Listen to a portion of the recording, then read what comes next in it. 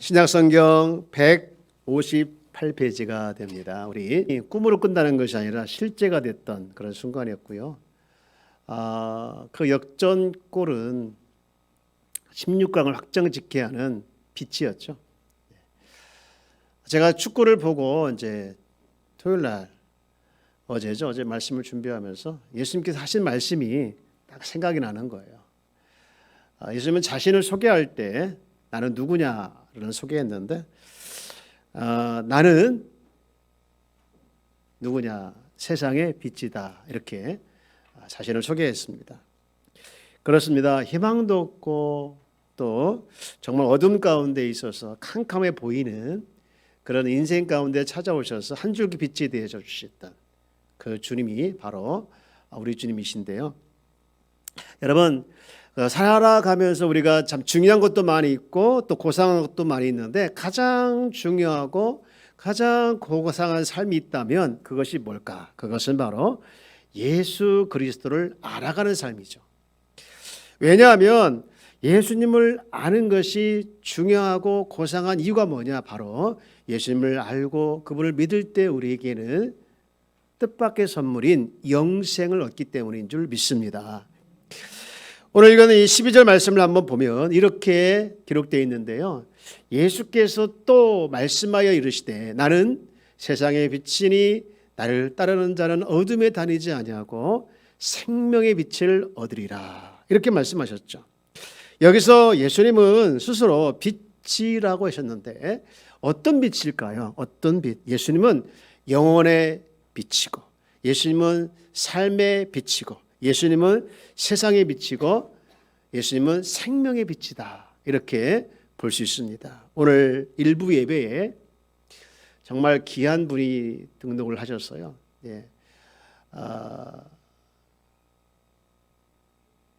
오래전부터 이제 시어머니는 열심히 신앙생활을 하셔서 이분을 계속 전도하고 이끌어 갔는데 교회 가면은 또 교회 다니는 사람 보면은 이렇게 정말 이런 사람들이 교회를 다니나 할 정도로 실망이 많이 해서 교회를 못 다녔다고 합니다. 근데 이제 어쨌든 그렇게 살아온 삶을 이제 예수를 안 믿고 교회를 안 다니다가 이분에게 개인적으로 어려움을 있어서 하나님 몰아주셔가지고 여기까지 오게 됐고 또 인천에 이제 오셔서 우리 교회 또 어느 집사님을 만나고 그 집사님을 통해서 복음을 듣게 되어지고 결정을 하셔서 오늘 교회에 오셨어요.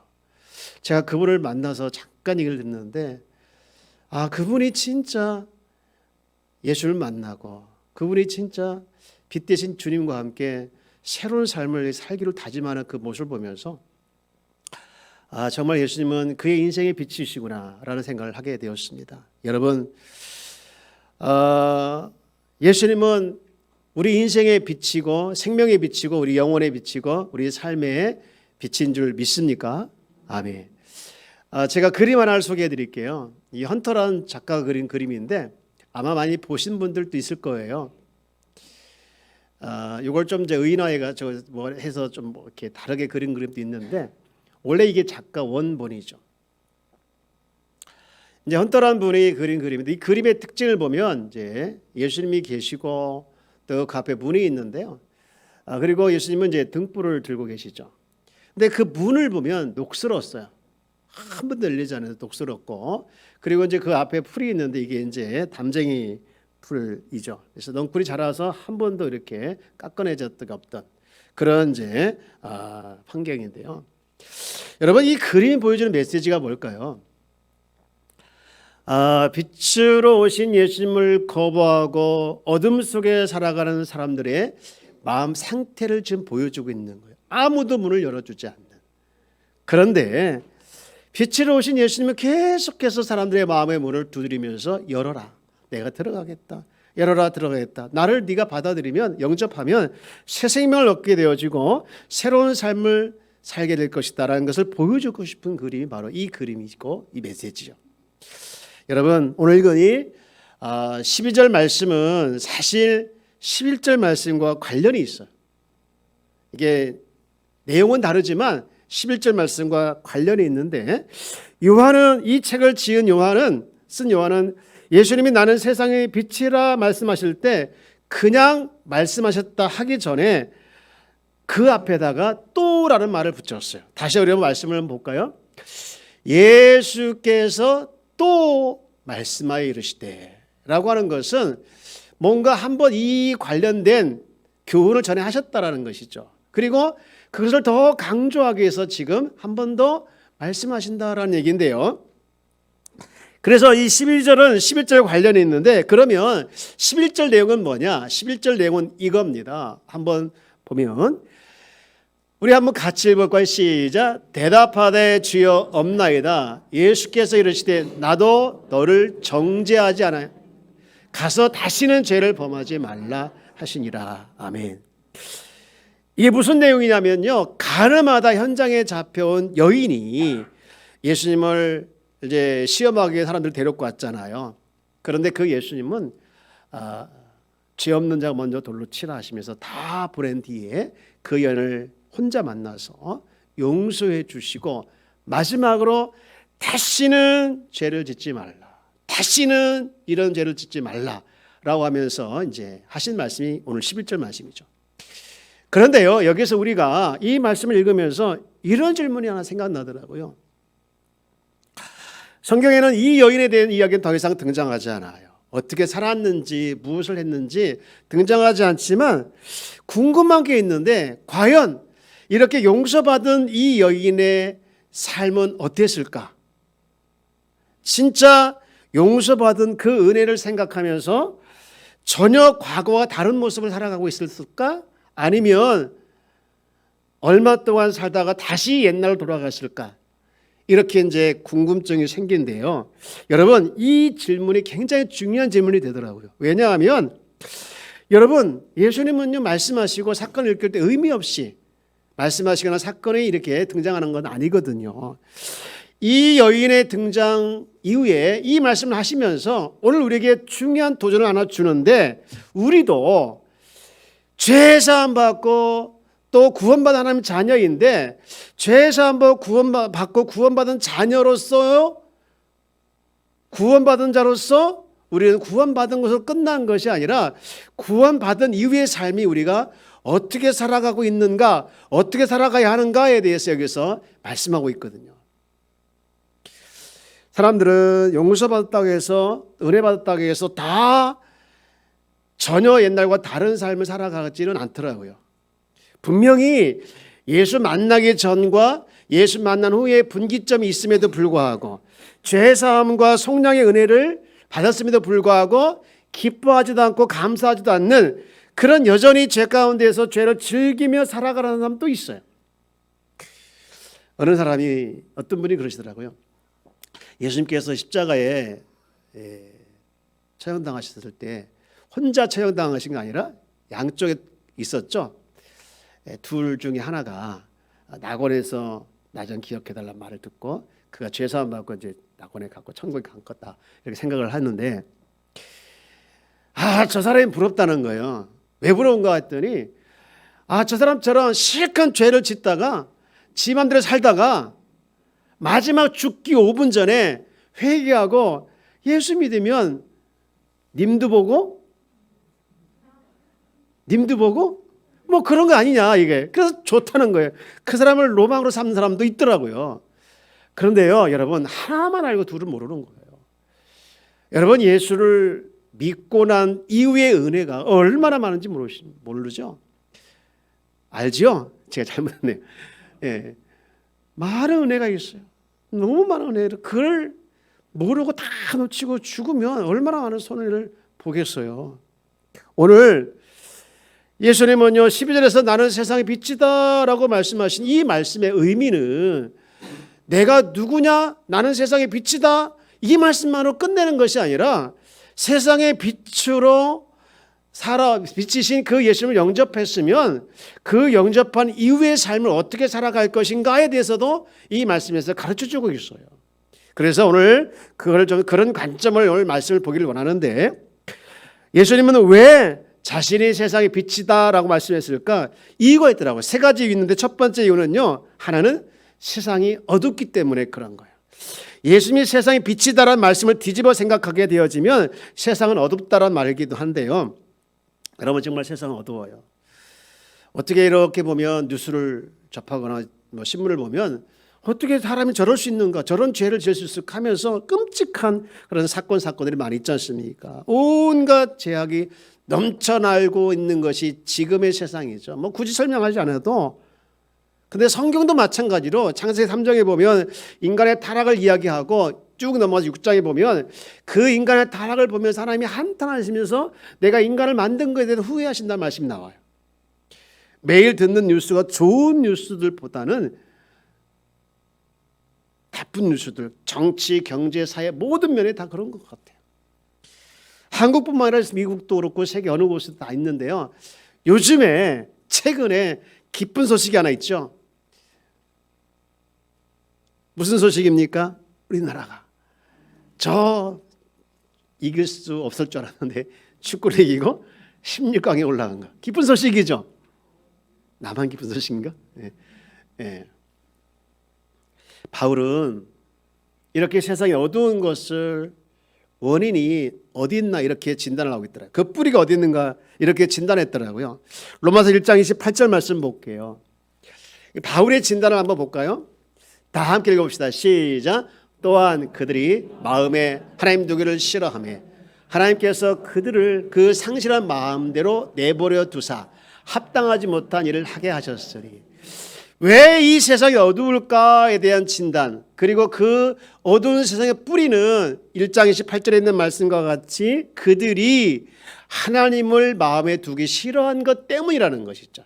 그러면서 앞에 뒤에 여러 가지 결과들을 얘기하고 있는데 잠깐 소개하면 1장 27절 이렇게 되어 있죠. 그와 같이 남자들도 순리대로 여자를 쓰기를 버리고 서로 향하여 음욕이 불일 듯 하며 남자가 남자와 더불어 부끄러운 일을 행했다는 것이죠. 그리고 29절 말씀 보면, 자 29절부터 우리 31절 말씀을 그냥 쭉 한번 읽어볼까요? 시작. 곧 모든 불의, 추악, 탐욕, 악의가 가득한 자요, 시기, 살인, 분쟁, 사기, 악독이 가득한 자요, 수근수근한 자요, 비방하는 자요, 하나님께서 미워하시는 자요, 능력하는 자요, 교만한 자요, 자랑하는 자요, 악을 도모하는 자요, 부모를 거역하는 자요. 31절 우매한 자요, 무정한 자요, 무자비한 자라. 결국에는 마음에서부터 하나님 두기를 싫어하니 이런 죄를 범하게 되어지는 결과를 초래하게 되었다라는 것이죠. 왜 예수님이 세상의 빛이었을까? 첫 번째는 이런 세상이 어둡기 때문에. 그런가 하면 두 번째는요, 이 어두운 세상을 밝힐 수 있는 유일한 방법은 예수님께서 오셔야만 됐다라는 것이죠. 예수님은 나는 빛이다라고 하지 아니하시고 세상의 빛이다라고 말씀하셨죠. 요한복음 전체 주제를 쭉 보면요, 빛에 관련된 얘기가 많이 나와요. 한 군데만 찾아보면 1장 9절부터 보면 이렇게 말씀하고 있죠. 참빛 곧 세상에 와서 각 사람에게 비추는 빛이 있었는 이 참빛이 예수님을 말하거든요. 그래서 10절 그가 세상에 계셨으며 세상은 그로 말미암아 지은 바 되었을 때 세상이 그를 알지 못하였고, 이렇게 말씀하고 있죠. 여러분, 빛이신 예수님께서 오셨지만 문제는 사람들이 그 빛이신 예수님을 거부하고 예수님을 심지어는 피하고 그리고 죽이기까지 했다라는 것이죠. 하지만 여전히 어둠에서 벗어나려면 한 가지 길밖에 없는데 빛이신 예수님을 받아들이는 것. 그래서 요한복음 1장 12절 말씀에 보면 영접하는 자 곧 그 이를 믿는 자들에게는 하나님의 자녀가 되는 권세를 주셨다. 저는 1장 12절 말씀 우리 다 외우고 다 알고 있는 말씀이지 않습니까? 그런데 이 말씀을 읽을 때마다 참 감동이 오는 것이 뭐냐면 하나님의 자녀가 되는 길이, 빛의 자녀가 되는 길이 높은 수준, 높은 벽이 아니라는 것이에요. 여러분, 만약에 우리에게 예수님이 자녀가 되는, 하나님 자녀가 되는 길을 이렇게 제시했다고 하면 어떨까요? 너희들 조금 더 생각으로 마음의 죄를 지으면 안 돼. 미워하거나 시기하거나 이런 거 한 번도 가지면 안 돼. 두 번째, 또 능력이 탁월해서 항상 1등을 해야 돼. 세 번째, 돈이 많아야 돼. 여러분 이런 등등등 많은 기준들이 높은 수준의 기준을 우리에게 요구한다면 여러분 과연 우리는 몇 명이나 하나님의 자녀가 됐을까 생각하게 되어지면 아찔해요. 그런데 하나님은 너무나도 우리를 사랑하셔서 너무나도 우리를 사랑하시고 긍휼히 여겨주셔서 너무 쉽게 너무 좋게 우리의 길을 제시했는데 영접하면 하나님의 자녀가 된다는 거예요. 다시 한번 1장 12절 말씀을 볼까요? 영접하는 자, 곧 그 일을 믿는 자들에게는 하나님의 자녀가 되는 권세를 주셨다. 여러분 이 사실을 믿으시길 주여 여러분 축복합니다. 마지막으로 예수님께서 왜 세상의 빛이라 하셨을까? 저와 여러분을 너무 사랑하셔서 어둠에 두지 않고 생명의 빛을 주기 위함이라고. 다시 우리 로마서 요한복음 8장 12절 말씀을 한 번만 더 보면 예수께서 또 말씀하여 이르시되 나는 세상의 빛이니 나를 따르는 자는 그 다음 같이 볼까요? 시작. 어둠에 다니지 아니하고 생명의 빛을 얻으리라. 어둠에 다니지 않고 생명의 빛을 얻게 하기 위해서 예수님은 세상의 빛이 되셨다는 거예요. 그런데 이 문장 안에 이 말씀 안에 우리가 정말 중요하게 봐야 할 단어가 하나 있는데요. 어둠에 다니지 아니하고 생명의 빛을 얻을 수 있는 자가 있어요. 아무나가 아니라 누구에게 주는가? 누가 그런 혜택을 받는가? 누굴까요? 나를 따르는 자라는 거예요. 여기에 중요한 메시지가 있습니다. 우리는 요한복음 1장 12절 말씀과 같이 영접해서 예수를 믿는 사람들입니다. 그런데 예수님을 영접하고 예수님을 믿는 것에만 만족하고 더 이상 나아가지 못할 때가 있습니다. 여러분 이 세상에 교회 다니는 사람들 예수 믿는 사람 많아요. 예수 믿는 사람들이에요. 여러분 그런데 예수 믿는 것으로 끝나는 것이 아니라 예수를 믿었으면 그분을 믿었으면 더 나아가서 따라야 될 줄 믿습니다. 여러분 오랫동안 교회를 제가 이제 안 나와서 정말 어렵게 연락이 됐던 한 분이 있어요. 제가 그분의 이야기를 듣고서 아직도 제 마음에 아픔으로 남아 있는데 그래도 계속해서 연락을 하고 있어요. 그분이 그런 얘기하더라고요. 목사님, 제가 교회를 지금 안 나가지만 신앙은 버린 게 아니에요. 목사님, 제가 교회를 안 나가지만 하나님을 떠난 건 아니에요. 물론 교회에서 시험을 들었거나 뭐 부득이한 이유가 있어서 못 나오고 있겠지만 그러나 안타까운 마음이 들었어요. 일반 사람들이요, 이 전화를 해서 또는 문자를 해서 귀찮으면 그냥 차단시키더라고요. 저는 그렇게 처음에 몰랐어요. 전화해가지고 전화가 바로 끊어지길래 이거 왜 그래 했더니 차단당한 거래요. 나 차단당했어요. 굉장히 불쾌하더라고요. 요즘 사람들이 이래요. 여러분 예수를 믿는 단계에서 머물러 있지 아니하고 예수를 따르는 단계까지 나가는 우리 귀한 성도가 되어지길 주 여러분 축복합니다. 예수님을 따라가야 되는 거예요. 예수님을 따른다는 것은 뭡니까? 예수님의 제자가 되는 것을 의미하는데요. 한 번은 예수님이 제자로 부르실 때 항상 말씀하신 말씀이 있어요. 예를 들어서 한번 마태복음 4장 19절 말씀 볼까요? 제자로 부르실 때 뭐라고 했는가? 말씀하시되 나를 따라오라. 내가 너희를 사람 낚는 어부가 되게 하리라 라고 말씀하셨어요. 제자가 되는 것은 예수님을 따라가는 거예요. 우리는 감사하게도 죄에서 해방되어 가고 또 죄 가운데 우리가 살지 않고 정말 주님의 자녀로 살아가게 하신 걸 감사하죠. 여러분 여기에 우리가 맞물러 있죠. 멈추지 말고 주님을 믿는 자로서 주님을 따라가는 데까지 나가는 우리 귀한 성도가 다 되어지길 주여 여러분 축복합니다. 우리 교회는 내년부터 본격적으로 이제 더 박차를 가해서 제자 훈련을 하려고 합니다. 뼈저리게 느끼고 있는데 하나님의 감동을 제가 거부할 수가 없는 거예요. 저는요 제자 훈련은요 어떤 생각을 많이 가지고 있었는가 하면 교회를 성장시키는 프로그램으로 생각을 했어요. 제자 훈련을 시대에 뒤떨어지고 과거 교회 성장의 붐을 일으켰던 예가 수없이 많이 있었기 때문에 그것도 하나의 프로그램을 생각했던 저의 모습을 제가 발견했는데 이게 아니에요. 프로그램이 아니에요. 성장의 통로가 아니에요. 여러분, 제자훈련은 주님이 우리에게 주신 지상 최고의 명령이더라고요. 지상 명령, 땅 위의 명령이 아니라 지극할 지자 써서 지극히 최고의 명령이 바로 지상 명령이고 제자 삼으라. 주님이 떠나시면서 우리에게 마지막으로 부탁하신 말씀이 뭡니까? 너희는 가서 모든 사람으로 뭘 삼으라 하겠습니까? 제자 삼으라 했잖아요. 제자 훈련의 목표와 목적은요, 목사의 제자가 되는 것이 아니라 주님의 제자가 되게 되는 것이고 주님을 닮아가게 하는 것이 바로 제자 훈련의 목적이더라. 한 번은 제가 이제 예배를 마치고 떠나가는 성도들을 잠깐 보면서 집으로 가는 성도를 보면서 순간 무슨 생각을 잠깐 했는가 하면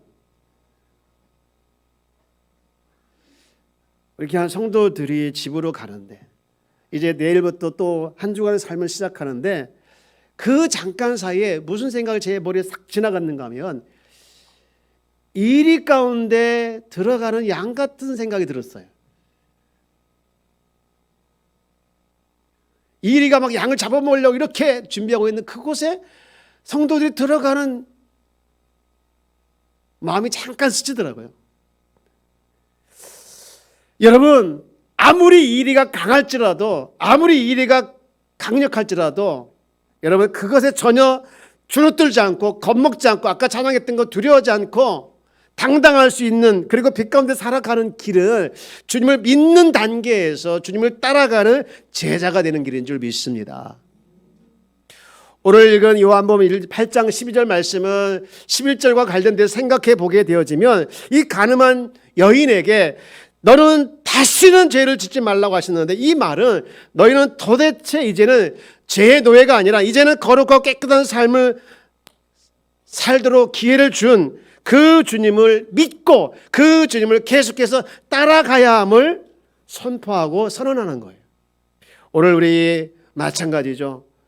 오늘 우리가 예수님을 믿고 우왕좌왕하는 삶이 아니라 여러분 끊임없이 우리를 유혹하는 이 세상 가운데 우리가 승리해내기 위해서는요 예수님을 믿는 단계에서 따라가는 단계까지 올라가는 한 걸음 뛰어 올라가는 우리 귀한 성도가 되어지기를 주 여러분 축복합니다. 축복합니다. 우리 한번 인사해 볼까요? 예수님의 제자가 됩시다. 주님의 제자가 되길 축복합니다. 우리가 주님의 제자가 되기 위해서 몇 가지 제가 제안을 간단하게 드립니다. 첫 번째는요, 나의 정체성을 잊지 말아야 되는 거예요. 정체성이 나는 누구냐라는 것이죠. 나는 누구냐. 나의 정체가 뭐지? 했을 때 나의 정체성을 의미하는 것이죠. 정체성 첫 번째는요, 나는 어둠의 자녀가 아니라 빛의 자녀라는 거예요. 잊지 않길 주 여러분 축복합니다. 우리 한번 외쳐볼까? 나는 빛의 자녀입니다. 할렐루야. 이걸 잊지 않길 늘 주 여러분 축복합니다. 그런가 하면 두 번째 잊지 말할 것은 또 하나 있는데 빛의 자녀로 세상 속에 살아갈 때 우리를 늘 연약해서 결심하고 결단하고 하지만 넘어지고 또 넘어지고 그럴 때 너무 많이 있어요. 그러나 너무 감사하게 우리 주님은 떠나시면서 우리에게 돕는 자, 성령을 우리에게 보내주신 줄 믿습니다. 그래서 우리 안에 내가 예수님 영접하고 내 안에 계시는 그 성령님을 내가 늘 인정하고 그렇지 내 안에 성령이 계시지 나와 함께 하시지 그 성령을 인격적으로 나와 교제하면서 그 성령님을 늘 의지하는 삶 이것이 제자로 살아가는 삶의 단계인 줄 믿습니다. 여러분 늘 성령님을 인정하고 늘 성령을 의지하며 성령 충만한 삶을 살아내길 주 여러분 축복합니다. 그런가 하면 마지막으로 하나 더 제안을 한다면 우리에게 주신 놀라운 특권 빛의 자녀에게 주신 놀라운 특권이 있는데 그것은 기도할 수 있는 특권 예배 드릴 수 있는 특권 전도할 수 있는 특권을 주신 줄 믿습니다. 이런 특권을 우리가 버리지 말고 놓치지 말고 기도와 예배와 전도의 삶을 살아내는 우리 귀한 성도가 되어질 주 여러분 축복합니다. 이제 말씀을 정리합니다. 지난주에 제가 이제 예수님이 누구신가 계속 이제 7가지를 말씀을 드리려고 하고 지난주 첫 번째 시간을 이제 했지요. 제가 지난주에 예수님이 누구냐라고 질문을 가지고 했을 때 예수님이 누구라고 하셨습니까? 지난주에 예수님은 그렇죠. 생명의 떡이시다. 여러분, 늘 우리는 생명의 떡이신 주님을 먹어야 합니다.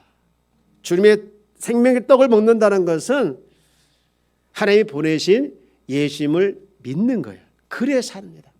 여러분, 예수님을 늘 믿길 주 여러분 축복합니다. 그리고 두 번째 시간으로 예수님이 누구냐? 예수님이 누구시죠? 세상의 빛이다. 여러분, 믿는 단계에서 이제는 주님을 따라가는 단계, 여러분 따라가는 단계까지 올라가기를 주 여러분 축복합니다.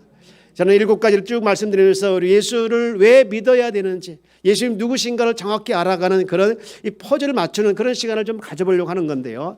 우리가 예수님을 믿는 단계에서 따라가는 단계까지 올라가는 우리 귀한 성도가 되어지기를 주 여러분 축복합니다. 따라간다는 것은 예수님이 전 나의 인생에서 가장 우선순위를 두는 거예요. 그리고 그분의 미 나의 주인 되어주도록, 나의 삶의 통치자가 되어주도록 늘 인정하고 살아가는 이런 삶이 주님을 따라가는 귀한 통로가 될 줄 믿습니다. 여러분, 이 한 주간도 여러분 살아갈 때 주님을 믿고 더 그분을 신뢰하고 뿐만 아니라 주님을 따라가서 어느 곳에 있든지 승리해내는 우리 귀한 성도가 다 되어지기를 주 여러분 축복합니다.